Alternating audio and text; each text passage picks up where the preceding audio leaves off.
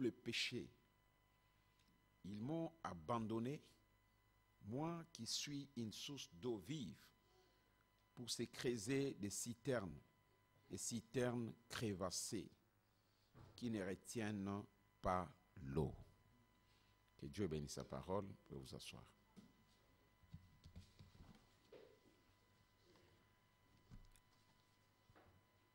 Je voudrais utiliser ce passage ici pour vous rappeler un tout petit peu que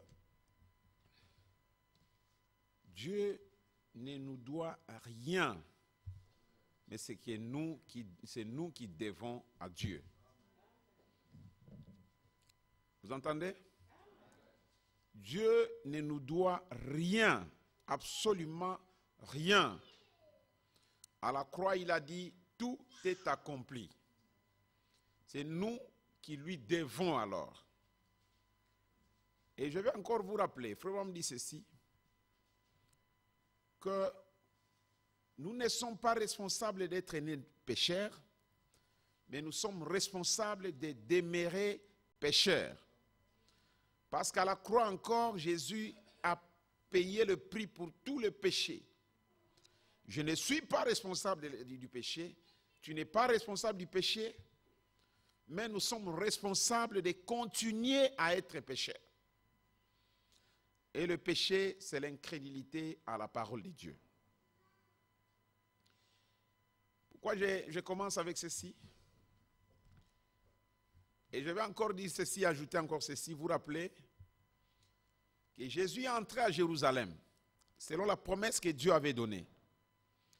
Et lorsqu'il entra à Jérusalem, les pharisiens qui étaient censés recevoir cet homme-là ont vu Jésus venir, ont entendu les disciples et les gens qui criaient. Ils ont dit, mais pourquoi est-ce qu'ils crient comme ça? Qu'ils se taisent, ils font beaucoup de bruit.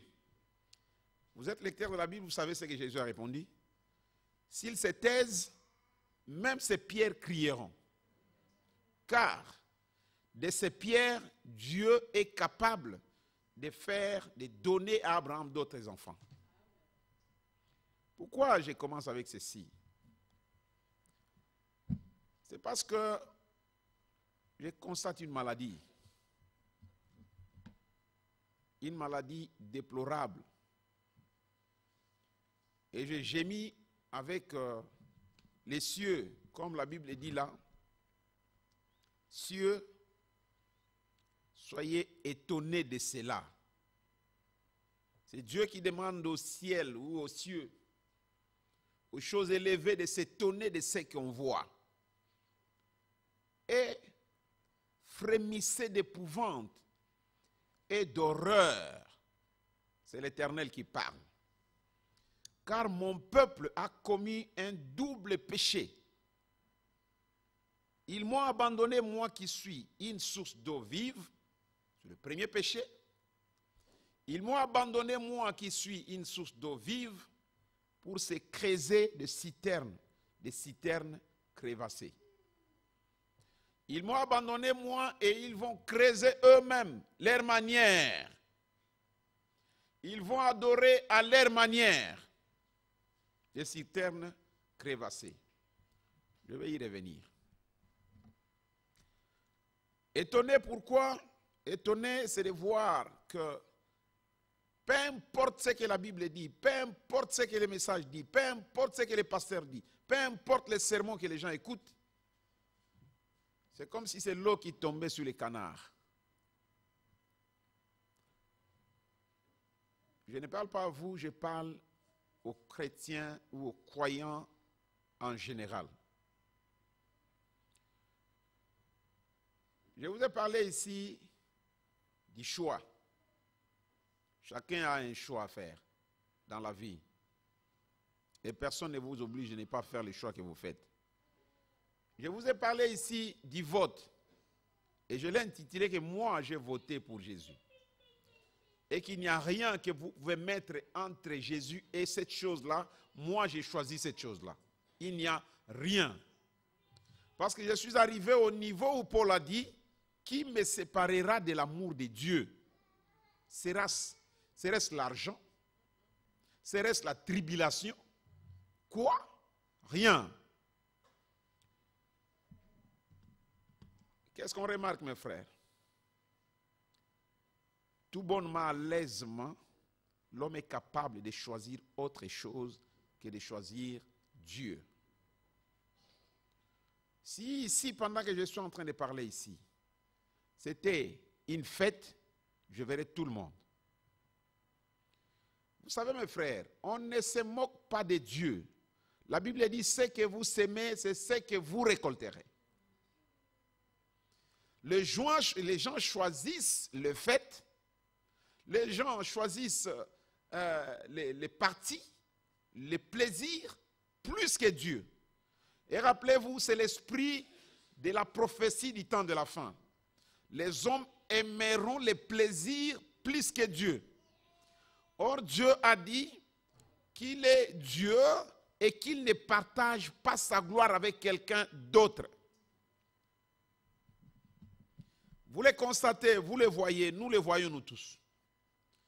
Combien de croyants aujourd'hui qui se dit croyant est capable de savoir que là c'est l'église, aujourd'hui c'est autre chose, les samedis il peut aller à la fête même si ça se trouve en France et le dimanche manquer l'église. Vous me dites que Dieu est content de ça? Je vous dis non. Non. Je crois qu'il y a un pasteur qui disait ici le dimanche que vous allez dire que Dieu comprend. Dieu ne comprend rien. Dieu comprend seulement sa parole. Ce n'est pas une bonne attitude. C'est pourquoi je ne suis pas étonné d'entendre ce que le prophète dit. Dans le message « Étroite est la porte », écoutez d'abord ceci. Frère me dit ceci. Dans le message Corinthiens, livre de correction, cieux, soyez étonnés de ce que vous voyez. Corinthiens, livre de correction, paragraphe 146. William Branham dit ceci.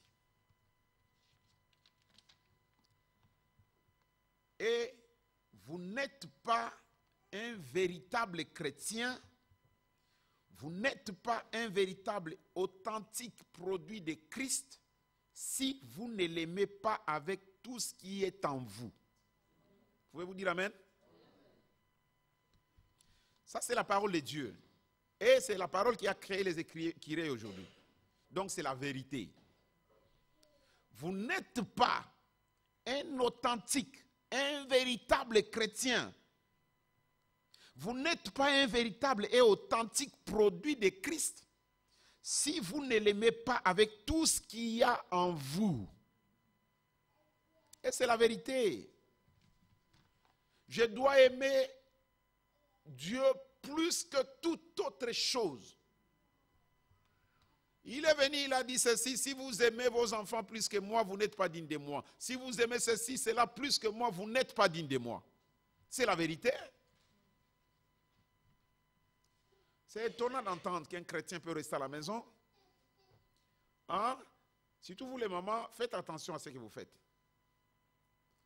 Vous avez fait dimanche, ou vous avez fait samedi, les vendredis, vous n'avez même pas la pensée d'aller à l'église. À cause de préparer, à cause de s'apprêter de ceci, de cela, vous ne savez pas que Dieu a besoin de vous voir au poste du devoir. Une fois ici, quand il y avait un concert ici qui se jouait, quelqu'un m'a dit, parce que moi je ne serai pas là, je pense que vendredi, le concert c'était vendredi, je serai là au concert. J'ai dit, tu sais qu'il y a l'église les vendredis? Il dit oui, mais ce sont des occasions uniques. J'ai dit, ah bon? Très bien. Branham disait tout le temps, ce que vous entendez, prenez-le comme un article de vie ou de mort. Parce que vous pouvez ne pas pouvoir entendre cela une fois de plus. C'est l'occasion unique. Et la bonne occasion unique, c'est la parole de Dieu. Aujourd'hui, si vous entendez sa voix, c'est l'occasion de ne pas la refuser. Tout ce que vous faites passer devant Dieu, William Branham nous a dit que c'est une idole. Je vous dis ce soir, faites passer Dieu en premier en toutes choses. Mettez Dieu en premier en toutes choses. Dieu d'abord. Vous n'êtes pas un véritable chrétien. Vous n'êtes pas un véritable, un authentique croyant ou produit de Christ si vous ne l'aimez pas avec tout ce qui est en vous. Peu importe que vous ayez une belle apparence ou non, vous l'aimez et vous exprimez cela. Les gens peuvent le voir. C'est alors que vous devenez un. C'est alors que Christ est son Église. Ce n'est pas par une dénomination, ni par un baptême, ni par des sensations, ni par quoi que ce soit d'autre, mais par un véritable amour que vous avez été racheté. Vous avez été tiré du sein de Dieu lorsqu'il était blessé et là, et qu'il vous a racheté. Et votre amour, votre sincérité, votre loyauté démontre ce que vous êtes. Votre amour, votre sincérité et votre loyauté démontrent ce que vous êtes. Comprenez-vous ce que je vais lire? Je vais dire que vous soyez tout couvert de taches de rousseur ou quoi que ce soit. Ça m'importe peu si ma femme n'a jamais peigné ses cheveux, si elle n'a jamais porté une jolie robe, ou elle serait mon amour après tout. Je l'apprécie pour sa loyauté et pour sa vertu. Elle est ce qu'elle est. Et pour nous chrétiens et chrétiennes, c'est ce que nous sommes aux yeux de Dieu. Ce n'est pas parce que nous pouvons fréquenter la meilleure église, ce n'est pas parce que nous pouvons mieux nous habiller ou que nous pouvons habiter tel quartier, ou que nous pouvons faire ceci ou que nous pouvons faire cela, ou que nous pouvons rouler à bord de ceci ou à bord de cela, que nous pouvons faire ceci ou cela. Cela n'a rien à voir. C'est le mérite de notre loyauté et de l'amour pour Christ. Et c'est ça la naissance. Le mérite de la loyauté. Combien je reste loyal à ce que Dieu a dit. Combien je suis véridique et sincère. Frère, on me dit, vous savez, les gens, ils montrent quelque chose. Ils donnent l'apparence, parce que c'est ce que la Bible dit. Les gens auront l'apparence de la piété, mais ils vont renier ce qui fait la force de la piété. C'est le temps de la fin. Je vais vous lire une citation. Le prophète dit ceci. Dans le message des esprits séducteurs, écoutez. Ou dans étroite est la porte. Ce n'est pas étonnant qu'il fasse des déclarations comme ça. Ça passe. Et Dieu tient sa parole. Étroite est la porte, paragraphe 134, écoutez. Et vous, mes bien-aimés, ce matin ou ce soir, écoutez bien. Ça, c'est Branham. Et vous, mes bien-aimés, ce soir, pour nous ici, écoutez bien. Ce n'est pas moi qui vous ai inventé ceci. Je suis chargé de le dire. Ma responsabilité s'arrête là. Même si jamais de ma vie, je ne prêche un autre sermon, cela est la vérité. Écoutez, il y aura juste un petit nombre de personnes qui seront sauvées. Pouvez-vous dire amen? Madame dit, même s'il ne peut pas prêcher notre message, même s'il ne peut pas prêcher, ce n'est pas lui qui a inventé cela, mais il a été chargé de dire cela. Qu'il y aura juste peu de gens sauvés. Oui, c'est vrai, la vérité, c'est la vérité. Parce que ce n'est pas parce qu'on fait ceci, on fait cela, j'ai cru le message, oui, Branham m'a dit, mais cela montre que vous savez lire. Appliquez les signes. Mettez en pratique la parole. La Bible dit, et ne vous bornez pas à l'écouter en vous trompant vous-même par de faux raisonnements. Mais mettez cela en pratique. Moi, j'ai choisi Jésus.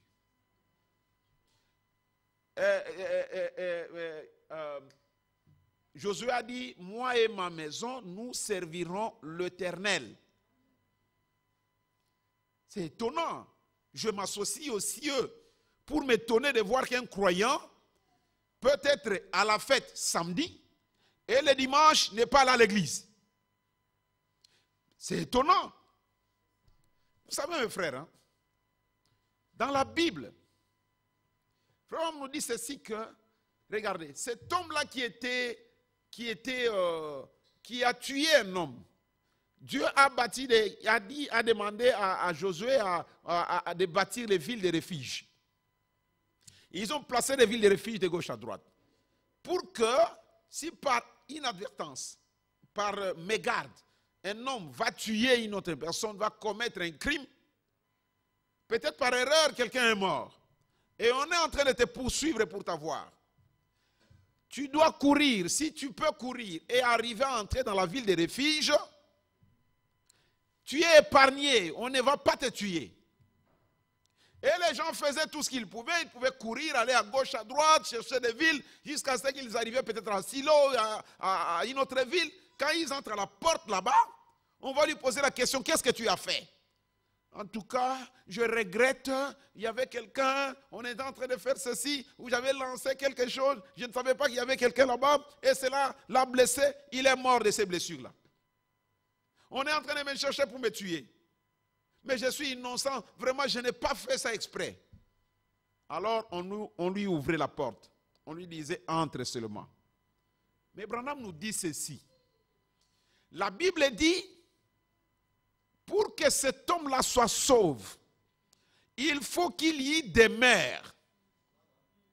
Il faut qu'il ne se plaigne pas d'être dans la ville de refuge. Qu'il ne puisse pas dire, ah vraiment ici, la ville encore, la ville vraiment, c'est très chaud, la ville, il n'y a pas à manger, la ville, il n'y a pas ceci à cela. Parce que dès qu'il mettait son pied dehors, ses détracteurs étaient à côté pour la voir. Branham dit, c'est comme ça aussi lorsque nous venons à Christ. Nous y entrons avec tout ce que nous sommes. Je ne m'inquiète pas d'être en Christ. Je ne m'inquiète pas d'être un croyant de la parole de Dieu. Je ne m'inquiète pas d'être un chrétien. Parce qu'il n'y a pas une ville meilleure que la ville de refuge. Là règne la paix. Cieux, soyez étonnés de voir ce que les croyants peuvent faire. On place d'autres choses avant Dieu. Quelqu'un peut bien savoir qu'aujourd'hui c'est le jour des cultes. Il peut bien aller faire n'importe quoi ailleurs, mais à l'heure des cultes, vous ne le voyez pas à l'église. Et vous dites, Dieu va vous comprendre? Il ne va pas vous comprendre. Et vous, mes bien-aimés, ce matin, écoutez bien. Ce n'est pas moi qui vous ai inventé ceci. Je suis chargé de le dire. Ma responsabilité s'arrête là. Même si jamais de ma vie, je ne prêche un autre sermon, cela est la vérité. Il y aura juste un petit nombre de personnes qui seront sauvées. Souvenez-vous simplement de cela. Juste un très petit nombre. Et Branham ajoute, soyez l'un d'entre eux. Soyez l'un d'entre ces gens-là qui seront sauvés. Faites passer d'abord Dieu en toutes choses. Soyez loyal. Les gens se battent. Ils travaillent. Demandez-lui par année combien de fois tu as manqué le travail. Je ne sais pas s'il manque le travail. Demandez-lui à quelle heure tu te réveilles pour aller au travail. Demandez-lui combien de fois il est arrivé en retard au travail. Combien de fois tu te réveilles très tôt matin pour aller déposer les enfants à l'école? Combien de fois tu as amené les enfants à l'école? Pour les choses du monde, l'homme est capable d'être loyal. Mais pour les choses de Dieu, l'homme est déloyal. Et Dieu est content de cela? Non. Madame dit c'est une histoire de mariage. C'est comme dans un mariage naturel ici. Imaginez-vous, toi, tu as une fiancée, hein, tu as proposé de la prendre en mariage. Elle n'est même pas encore entrée dans ta maison. Et tu es en train, j'ai entendu beaucoup, j'en ai vu, j'en ai entendu au Bénin là-bas, un homme qui habite l'Europe ici, dit, bon, je vais prendre Suzanne, elle va venir ici, ma fiancée, je vais la prendre en mariage. Il va peut-être doter, il va donner, et il fait tout ce pour que la femme vienne. Et pendant que la femme est en train de venir en route là, elle arrive au Bénin, elle prend un autre chéri. Vous pensez que ce mariage va exister? Non. De ces pierres, Dieu est capable de susciter des enfants à Abraham.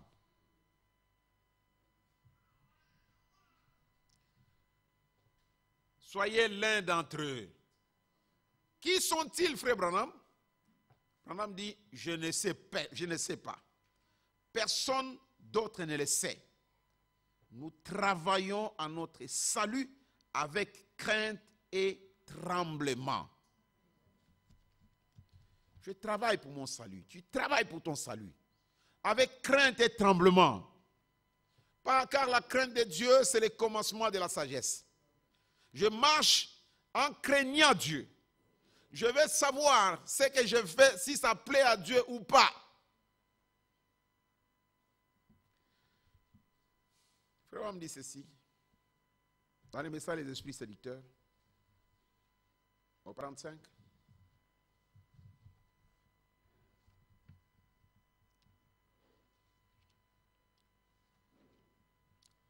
Remarquez. Les esprits séducteurs.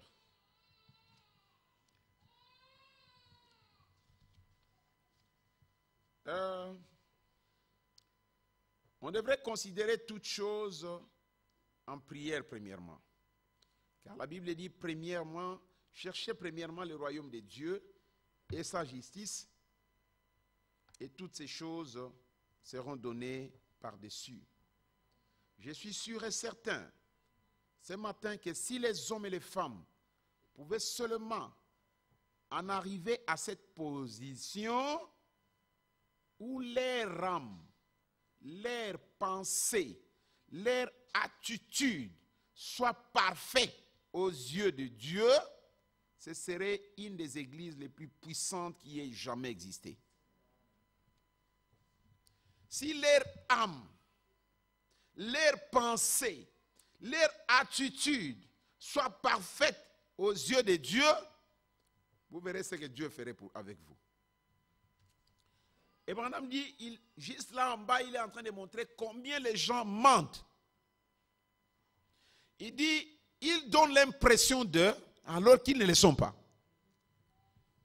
Il dit, dans ce monde ici, quand vous dites un mensonge, ils ont détecté même, ils ont un appareil pour détecter les mensonges. Il dit, les mensonges, c'est quelque chose d'horrible. Vous faites quelque chose, mais consciemment, vous savez que cette chose que j'ai dit là n'est pas ce que je suis en train de faire. Hein? Et mon âme ajoute, au paragraphe 47. Par conséquent, si jamais un homme ou une femme pouvait en arriver à amener leurs pensées et leurs témoignages et leur vie à s'aligner tellement sur Dieu, Branham dit Amen. Que le canal du Saint-Esprit soit en unité parfaite avec Dieu, qu'est-ce qui se produirait? Si cet homme et cette femme pouvaient jamais s'aligner, là, avec la liberté dans leur cœur, avec la foi qui vient du plus profond de leur tête, frère, on me dit, votre pensée en Dieu. Quand vous lisez le message, l'exposé, frère, on me dit, je ne suis pas venu pour bâtir les églises, bâtir ceci, bâtir cela, ou faire que les gens me suivent. Mais, je peux seulement être heureux si je peux réaliser une seule chose. C'est que je vois une relation intime entre l'homme et Dieu, dans laquelle les hommes deviennent de nouvelles créatures en Dieu, au point que toute leur pensée est focalisée vers Dieu. Voilà une église, voilà un homme qui marche avec Dieu. Voilà un homme qui réussit. Frère, on me dit, montrez-moi une église, montrez-moi un homme qui fait passer Dieu en premier. Et je vous montrerai un homme qui réussira dans tout ce qu'il fera.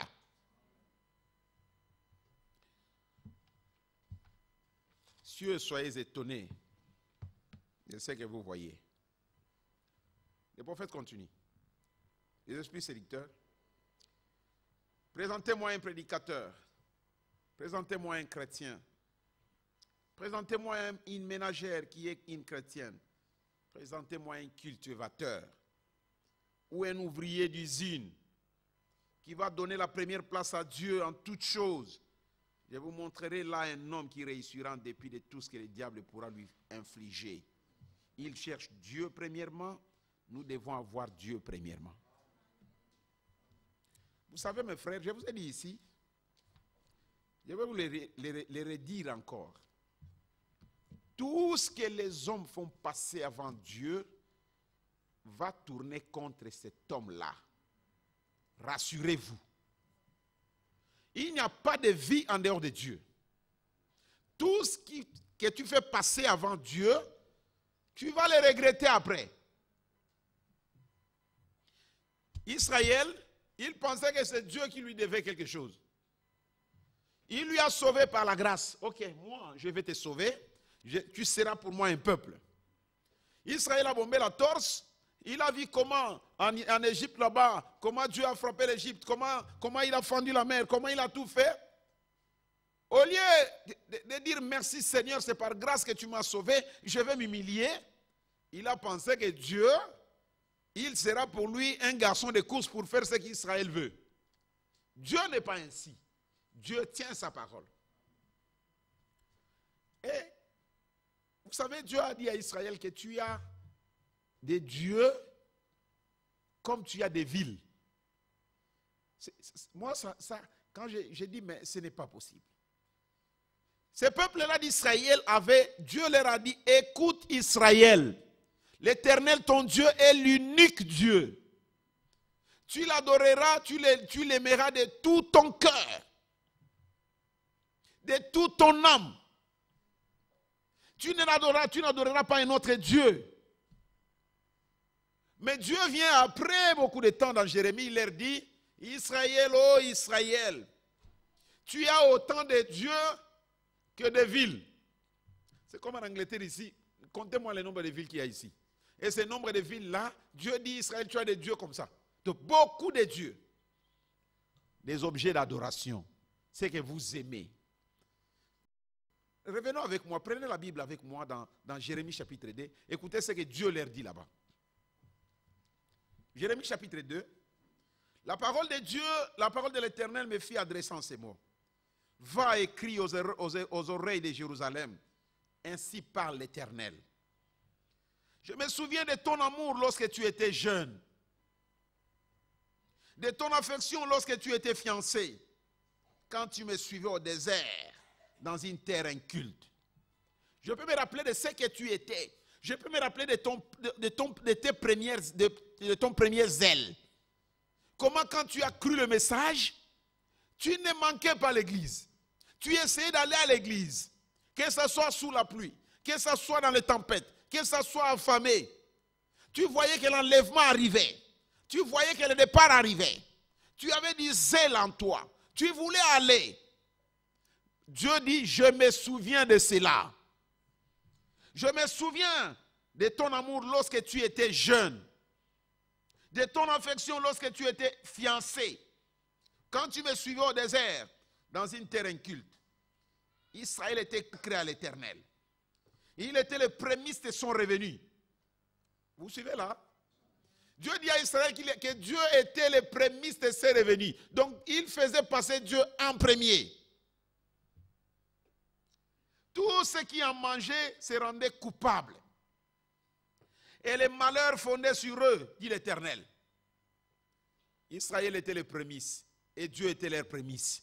Donc, Israël fait passer Dieu en premier. Et Dieu aussi fait passer Israël. Ne touchez pas mes oins, ne faites pas. Si tu manges mon prémisse, alors tu vas avoir un problème avec moi. Ainsi parle l'Éternel. Écoutez la parole de l'Éternel, verset 4. Maison de Jacob et toute famille de la maison d'Israël. Ainsi parle l'Éternel.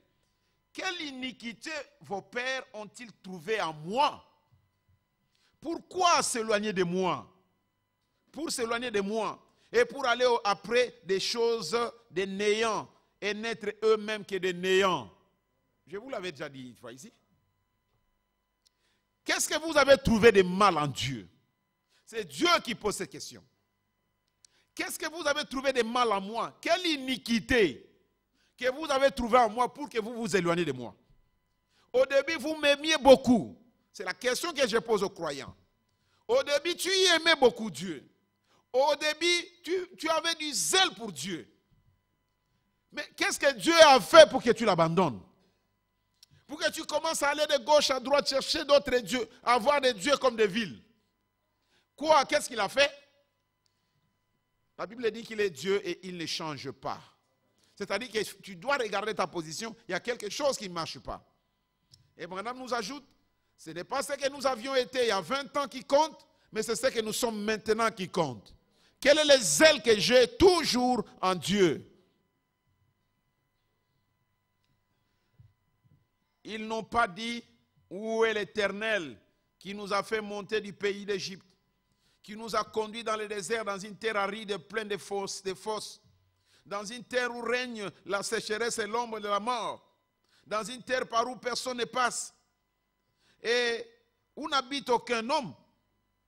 Dieu se demande, quand vous êtes dans des difficultés, pourquoi vos pères m'ont abandonné? Pourquoi ne demandent-ils pas où est le Dieu qui nous a sauvés? Où est le Dieu qui nous a aidés? Et vous allez courir après d'autres dieux.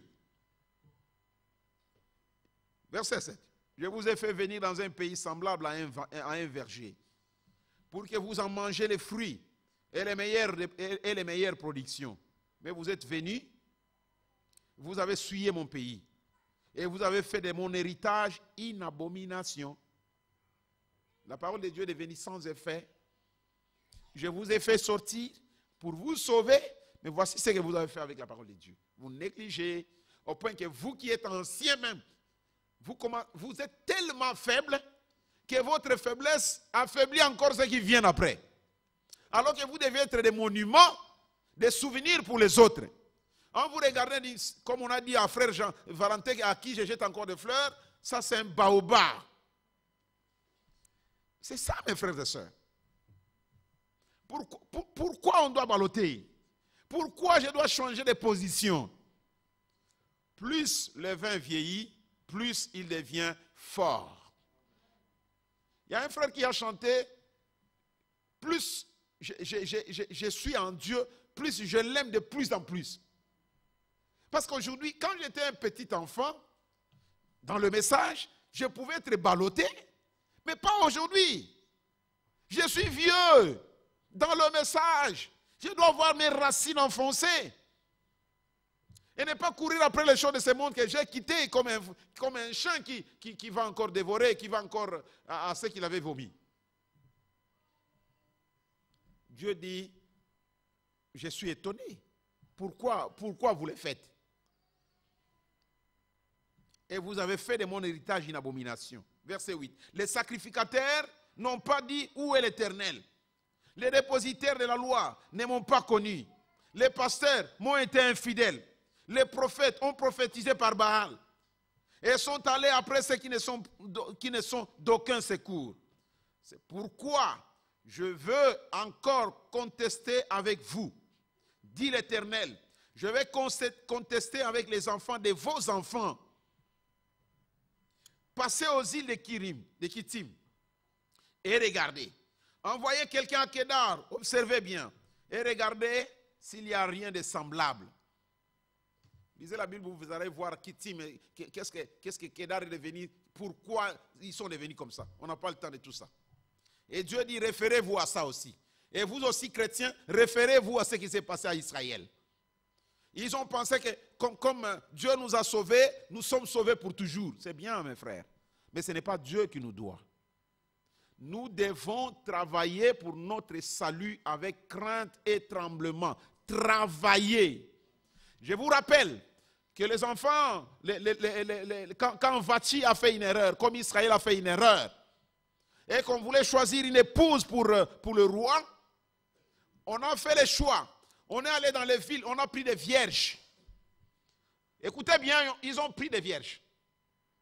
Ces filles-là qui étaient avec les amis, celles qui étaient peut-être à Palmers Green, On a dit, ok, dans Palmers Green, on va prendre celle-ci. Celle qui était en France, on va prendre celle-là. Celle qui était là-bas, parce qu'Assyrus se régnait sur beaucoup de provinces. Et dans les quartiers là, à Palmers Green, les gens disaient, ah, c'est elle qui va devenir la reine. Parce que l'unique l'a pris et on l'a amenée dans la maison du roi. Elle est passée le temps là-bas dans la maison du roi. Les autres à côté pouvaient dire qu'elle est devenue la reine, mais elle n'était pas encore la reine. Les filles sont venues de partout. On les a choisies. Ceux qui sont restés là-bas, ils ont dit, ah, vraiment, moi, pourquoi on ne m'a pas choisi? Mais celle qui était choisie, les gens pensaient qu'elle était devenue la reine. Mais il y avait un test qui venait. Avant de devenir la reine, il y a un test qui arrive. Et c'est ce que Branham dit dans Dieu tient sa parole, qu'il y a un temps de test pour tout le monde. Et c'est à ce temps de test-là que les gens abandonnent. Le test était quoi? On voulait voir qui était loyal, qui était sincère, qui aimait le roi de tout son cœur, qui ferait passer Dieu en premier. On a mis de gauche à droite. Oh mes frères et sœurs, je vous dis, toute écriture est inspirée. La Bible dit que ce qui leur est arrivé pour nous servir d'exemple à nous qui sommes arrivés au temps de la fin. Ce n'est pas en vain que cette chose-là a été faite. Ces filles-là sont sorties, les gens disaient qu'elles sont devenues des croyantes, qu'elles sont devenues des chrétiennes. Mais il y avait un temps de test. Il y a une seule personne. Parce que Branham dit, il y aura peu qui seront sauvés. Il n'y a eu qu'Esther au milieu d'eux qui est restée loyale. Malgré tout ce qu'on a mis, le plaisir qu'il y avait de gauche à droite, la possibilité qu'il y avait de gagner ceci et de gagner cela, Esther a dit, moi, en premier, le roi. Et c'est Esther qui a été choisie. Pourquoi allez-vous faire passer d'autres choses avant Dieu? Pourquoi allez-vous passer votre travail avant Dieu? Pourquoi allez-vous passer vos études avant Dieu? Pourquoi allez-vous passer des fêtes avant Dieu? Pourquoi? Est-ce que si ces choses-là au début, quand vous croyez le message, si ces choses-là étaient là, vous faisiez la même chose ou pas? Cieux, soyez étonnés.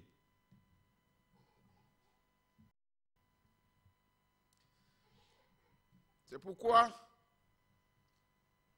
passez aux îles de Kittim et regardez, envoyez quelqu'un à Kedar, observez bien et regardez s'il n'y a rien de semblable. Y a-t-il une nation qui chante ses dieux? Vous suivez la Bible? Y a-t-il une nation qui change ses dieux? Quoi qu'il ne soit pas de Dieu. Mais regardez les Baals. Ils sont restés Baals depuis qu'ils étaient Baals. Mais c'est seulement Israël qui a changé de Dieu. Au lieu de faire copier leur Dieu à d'autres dieux, qu'ils fassent que leur Dieu soit connu de tous, ce sont eux qui ont pris d'autres dieux qu'ils ont amenés à Israël. Et Dieu demande, y a-t-il des nations qui changent de Dieu? Quoi qu'il ne soit pas de Dieu, et mon peuple a changé sa gloire contre ceux qui n'ont d'aucun secours. Les incroyants, ils restent incroyants. Ils sont en train de vous voir. Tu étais avec eux, tu t'es dit, non, moi j'écris les messages. Moi, les messages. Tu t'en vas, tu reviens encore. Mais eux, ils sont encore incroyants, toujours là. Qui a perdu? Pourquoi est-ce que tu es parti?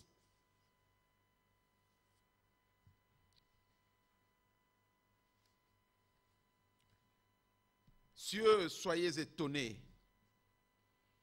Frémissez d'épouvante et d'horreur, dit l'Éternel. Car mon peuple a commis un double péché. Ils m'ont abandonné, moi qui suis une source d'eau vive, pour se creuser des citernes crevassées, qui ne retiennent pas l'eau. Vous savez les citernes hein, qui sont crevassées, d'abord, ce n'est pas l'eau des sources, mais c'est l'eau, hein, vous venez vous mettez de l'eau vous-même. Mais ces eaux-là que vous mettez, en entendant en bas là-bas, c'est des trous, c'est crevassé. Ça ne peut pas retenir de l'eau. Et la Bible dit, n'allez pas cacher vos trésors ici sous la terre où la ruine et la teigne atteint pour détruire ce que vous avez. Vous amassez l'argent dans la banque, demain matin, faillite. Mais les gens pleurent. Les gens sont morts à cause de l'argent qu'ils ont gardé dans les banques. Où est-ce que vous trouvez la sécurité ici? Tout est incertain. C'est la fête, mais c'est pendant la fête que les enfants de Dieu sont tués. Qu'est-ce qu'on cherche? Le seul refuge se trouve en Dieu. Il doit être le premier. Le premier en toutes choses. Je l'aimerai de tout mon cœur, de toute mon âme. Je ne ferai rien passer avant Dieu. D'abord, Dieu. Si ma femme veut le divorce à cause de Dieu, d'abord Dieu. Si on veut me congédier du travail à cause de Dieu, d'abord Dieu. Dieu d'abord en premier.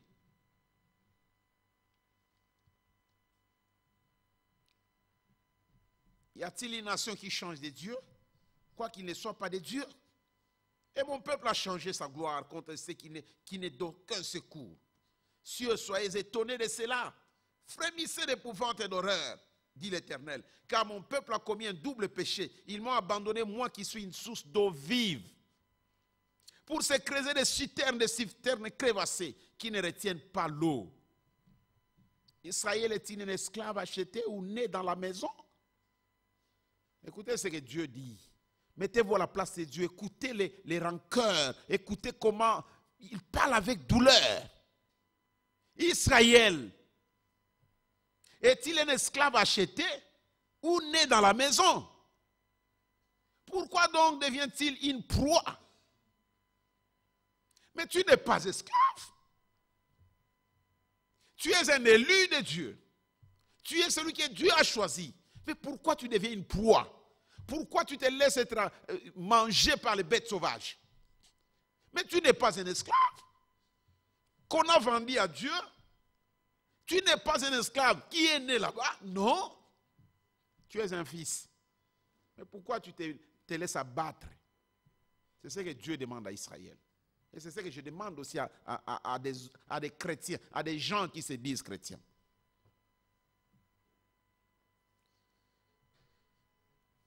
Contre lui, les lionceaux rougissent, poussent leurs cris, et ils ravagent son pays. Ses villes sont brûlées, il n'y a plus d'habitants. Vous allez dire, non mais les lionceaux là, mais ça ravage, hein, n'est-ce pas que moi je suis béni. Branham dit, la possession des biens matériels ou même financiers en grande quantité ne signifie pas les bénédictions de Dieu. Quand Dieu bénit, c'est la paix dans les cœurs. C'est l'assurance du ciel. Parce que qu'est-ce que tu peux avoir dans ce monde ici qui te payera le ciel? Le ciel, c'est sans argent, sans rien payer. C'est par grâce. Continue un tout petit peu. Même les enfants de Nob, verset 16, et des Takpanès te briseront les sommets de la tête. Parce que tu as abandonné Dieu, tu es vulnérable à tout. Tout peut t'arriver. Même les plus faibles. Là, on n'a pas dit les lions, mais les lionceaux qui viennent dévorer. Donc des petits des lions. Quand tu n'as pas Dieu, tu es vulnérable à tout. Même les petites maladies là, les petites attaques, ça tombe sur toi. C'est pourquoi faites passer Dieu en premier. David disait, d'abord Dieu. Je mettrai Dieu en premier. Et il sera mon secours. Quand les ennemis seront contre moi, il lèvera son étendard. Il est toujours devant moi. Quand l'ennemi viendra devant moi, il rencontrera d'abord Dieu. Parce que Dieu est en premier. Quand toi tu les mets à derrière, quand l'ennemi vient devant toi, tu es vulnérable. Tu es attaquable.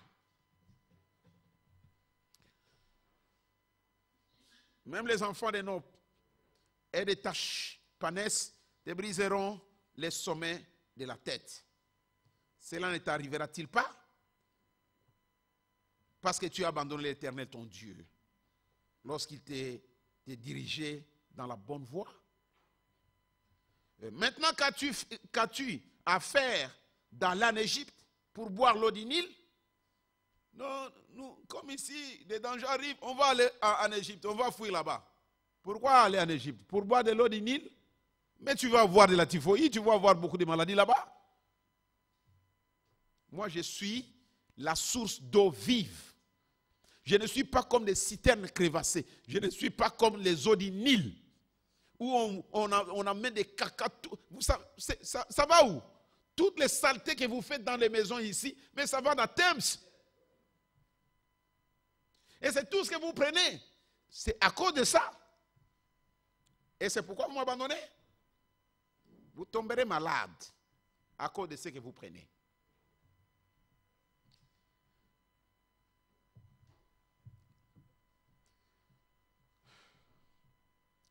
Continuons. Verset 18. Et maintenant, quand tu as affaire d'aller en Égypte pour boire l'eau du Nil, quand tu as affaire d'aller en Assyrie pour boire l'eau du fleuve, ta méchanceté te châtiera et ton infidélité te punira.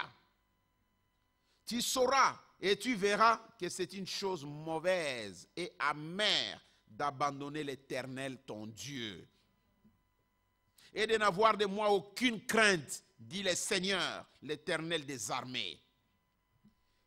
Tu as dès longtemps brisé ton joug, rompu ton lien, et tu as dit, je ne vais plus être dans la servitude. Mais sur toute colline élevée et sous tout arbre vert, tu t'es courbé comme une prostituée. Tu es devenu errant de gauche à droite. Tout ce qui arrive est pour toi. Parce que tu as dit, je vais être libre, je ne serai plus prisonnier de Dieu. Pourquoi je dois suivre ta parole? Je t'avais planté comme une vigne excellente. Et du meilleur plan, comment as-tu changé? Dégénérer à une vigne étrangère. Quand tu te laverais avec de nitre, quand tu emploierais beaucoup de potasse, ton iniquité resterait marquée devant moi. Peu importe ce que tu feras, les nitres que tu utiliseras, tous les produits que tu feras pour enlever la saleté, sache que je me souviendrai toujours de cela. Parce que tu as abandonné mon amour.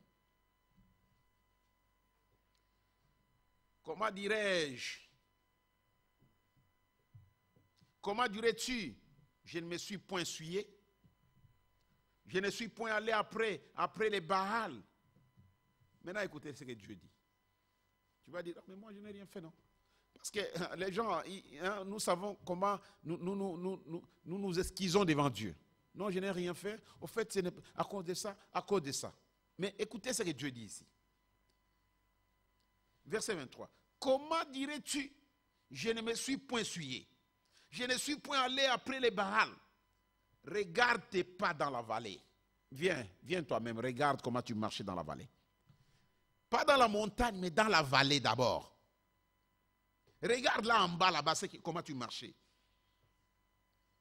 Reconnais ce que tu as fait. Et Dieu l'appelle dromadaire à la course légère et vagabonde. Vous connaissez les dromadaires?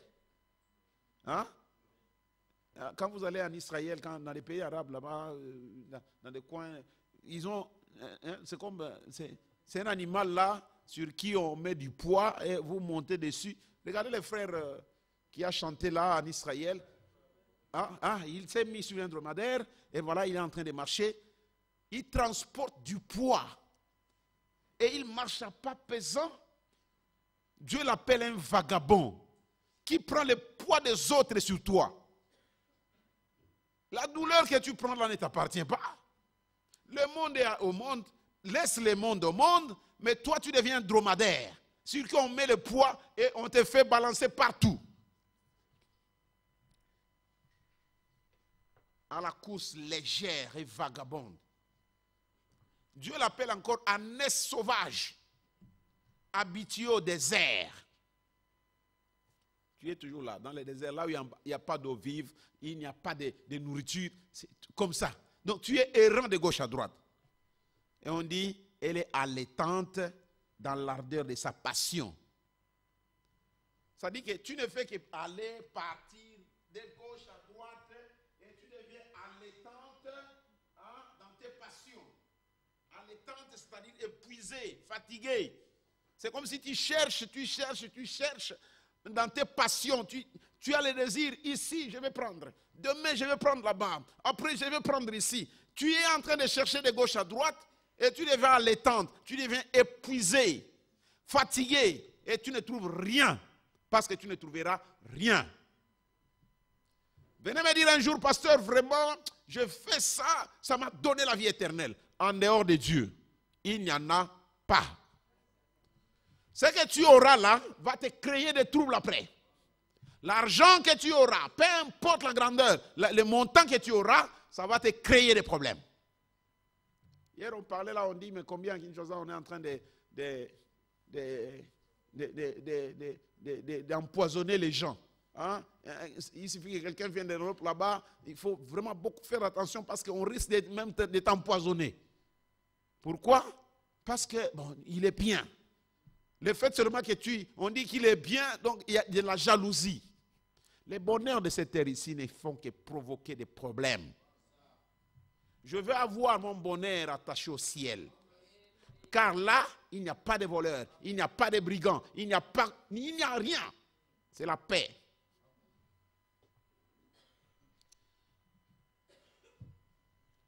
Dromadaire, ânesse sauvage habitué au désert, allaitant dans l'ardeur de sa passion, qui l'empêchera de satisfaire son désir? Même Dieu lui-même se demande qui empêchera Israël, le croyant, à satisfaire ses désirs. Il a le choix. Il va le faire. Tous ceux qui la cherchent n'ont pas à se fatiguer. Vous voyez, la place pour vous voyez. Vous voulez les voir? Organisez une fête, vous allez les voir. Vous voulez qu'ils soient là? Vous ne l'avez pas vu pendant 10 ans? Organisez une fête. Faites quelque chose de plaisir. Ne vous dérangez pas, il sera là. Ça, c'est ce que Dieu dit. C'est Dieu dit, c'est ce que Dieu dit. Non, il est toujours là. Il doit lécher ça, il doit lécher cela. Moi, organisez une réunion de prière. Vous me verrez. Organisez un lieu où Dieu va parler. Je serai là.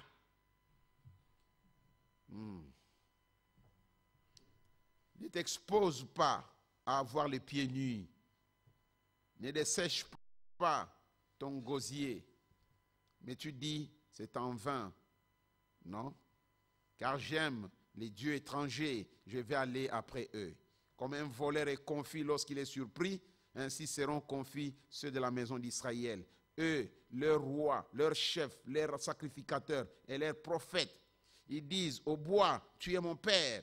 Ils disent au bois, tu es mon père. Ils disent à la pierre, tu m'as donné la vie. Car ils me tournent le dos et ils ne me regardent pas. Et quand ils sont dans le malheur, ils disent, lève-toi, sauve-nous. Vous écoutez, hein? Laisse-moi aller ailleurs, parce que là, vous pouvez continuer ce que Dieu dit à Israël. On ne cherche Dieu que quand on est dans les problèmes. Hein? Quand il y a un sérieux problème là, pasteur, prière. Hein? Je vais aller à cause de. Et Dieu sait ça. Il sait, ah bon, ok, il est venu à cause de ça. Mais c'est un petit dromadaire.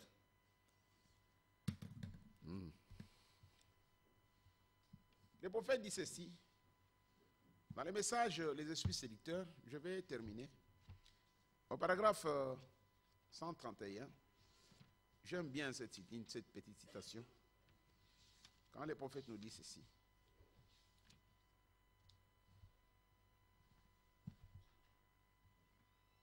Paragraphe 131. Ce qu'il lui faut aujourd'hui, c'est du feu sous la chaudière. C'est ce qu'il lui faut aujourd'hui. C'est la vapeur. L'Église, c'est ce qu'il lui faut aujourd'hui pour bouillir la chose la plus bouillante, la plus chaude qui existe pour faire bouillir le péché et en débarrasser de votre vie, c'est l'amour. Et le prophète dit, et si vous ne pouvez pas vous aimer les uns les autres, comment allez-vous faire pour aimer Dieu? Écoutez, que vous n'avez pas vu. Branham dit, l'amour cache une multitude de péchés. Mais maintenant, écoutez ceci. Tombez amoureux de Dieu, alors vous aimerez l'Église. Alors vous aimerez la cause. Vous aimerez tout ce qui est saint. Et vous vous abstiendrez des choses du monde. Tombez amoureux de Dieu. Et vous aimerez l'Église. C'est la vérité. Mon homme dit, on ne peut pas venir dire à quelqu'un qui aime Dieu d'aller à l'église. On ne peut pas lui dire ça. Vous n'avez pas à lui dire, va à l'église. Il aime Dieu, mais sa place est là. Tombez amoureux un petit peu, vous chercherez. Même si c'est à 500 km, tu vas aller. Hein? Tu habites quelque part là-bas, peut-être à Montréal. Tu dis qu'à Montréal, il n'y a pas d'église. L'église, c'est à Ottawa ou un peu plus loin là-bas. Tu vas aller. Tu habites en Gandanjika là-bas, il n'y a pas d'église. Tu dis, bon, comme il n'y a pas d'église, l'église est en Bouche-Maille, tu vas aller. Même s'il n'y a pas de transport. Pourquoi? C'est l'amour. C'est l'amour. Tu as besoin de rester avec Dieu tout le temps. C'est pourquoi David disait, je demande une seule chose à l'Éternel. Je désire habiter tous les jours de ma vie dans sa maison pour contempler sa gloire. Mais ce serait une mauvaise femme qui n'aime pas voir son mari. Ce serait une mauvaise femme qui n'aime pas écouter son mari lui parler. La femme, quand le mari part, Nglin, tu es où? Nglin, tu vas venir quand? Nglin, comment ça va? C'est ça. C'est quoi? C'est l'amour. Quand il n'y a pas d'amour, vous ne vous parlez pas, vous ne vous aimez pas, vous ne vous connaissez pas bien, sans l'amour. Mais quand vous avez l'amour, vous êtes toujours ensemble. Tombez amoureux de Dieu et vous verrez que les choses changeront dans votre vie. Ça, c'est William Branham. Je vais vous lire ceci, je vais terminer. Laissez passer la pression.